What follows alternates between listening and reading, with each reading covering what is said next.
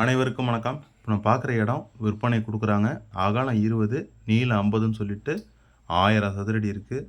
ஒரு சதுரடி 2100 சொல்கிறாங்க. கம்மி பண்ணி பேசிக்கலாம். மனை வந்துட்டு தென்மேற்கு கார்னர் பிளாட்டாக அமைந்துள்ளது. இந்த ஹச்டி லைனை எடுத்து கொடுத்துருவாங்க. பிளாட்டுக்கு கொஞ்சம் பக்கத்தில் இப்போ நம்ம பார்க்குற அந்த ஹச்டி லைன் இருக்குது. அதை எடுக்கிறதுக்கு